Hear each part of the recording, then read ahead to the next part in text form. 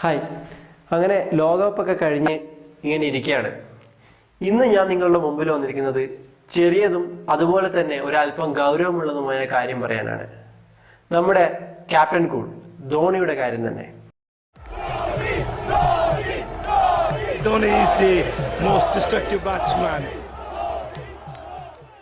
മഹേന്ദ്ര സിംഗ് ധോണി, ആ പേരിന് മറ്റൊരു മുഖവുര ആവശ്യമില്ല. ക്രിക്കറ്റ് ലോകത്തെ അറിയുന്നവർക്ക് ധോണിയെ തീർച്ചയായും അറിയാം. ഒരു ക്യാപ്റ്റൻ എന്ന നിലയിൽ മാത്രമല്ല, ഒരു വിക്കറ്റ് കീപ്പർ ബാറ്റ്സ്മാൻ എന്ന നിലയിൽ ലോക നിലവാരത്തിൽ മുന്നിൽ തന്നെ നിൽക്കുന്ന ഒരു താരമാണ് മഹേന്ദ്ര സിംഗ് ധോണി.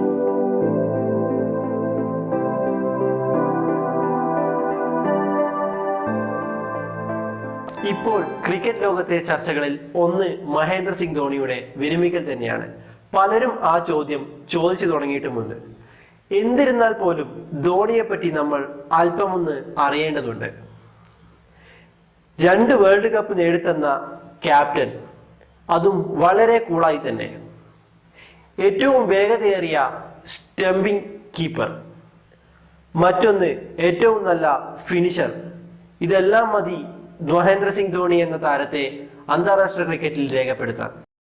ധോണിക്ക് മുന്നേ അരങ്ങേറിയ ദിനേശ് കാർത്തിക്, പാർത്ഥിവ് പട്ടേൽ പോലുള്ള താരങ്ങൾക്ക് സ്ഥിരത നഷ്ടമായത് ധോണിയുടെ മികവ് കൊണ്ടെന്ന് വേണം പറയാൻ. ഈ കാലയളവിൽ ധോണിക്കൊപ്പം എത്താൻ മറ്റു താരങ്ങൾക്ക് ഒരല്പം കഷ്ടപ്പെടേണ്ടി വന്നു.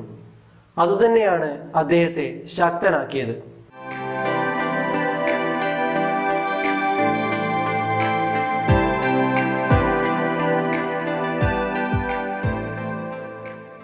ഇനിയുള്ള ചോദ്യം ധോണിക്ക് പകരം ആര് എന്നുള്ളതാണ്. ഇതിനുവേണ്ടി പുതുതലമുറയിലെ വിക്കറ്റ് കീപ്പർ ബാറ്റ്സ്മാൻമാരിലേക്ക് ഒന്ന് തേടി ഇറങ്ങേണ്ടി വരും. ഇതിലേക്ക് നമ്മുടെ മുന്നിൽ വരുന്നത് ഒന്ന്, ഇപ്പോൾ ചെറുപ്രായത്തിൽ തന്നെ നല്ലവണ്ണം ബാറ്റ് ചെയ്യുകയും വിക്കറ്റ് കീപ്പിങ്ങിലും മികവ് കാട്ടുന്ന ഋഷഭ് പന്താണ്.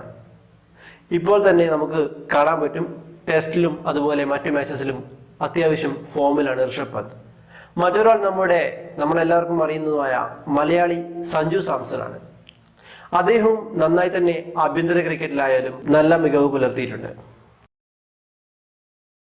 എന്തു തന്നെയായാലും സെലക്ടർമാർക്ക് പകരം ആളെ കണ്ടെത്തുന്നതിൽ ഇത്തിരി തലവേദന ഉണ്ടെന്നത് ഉറപ്പ്.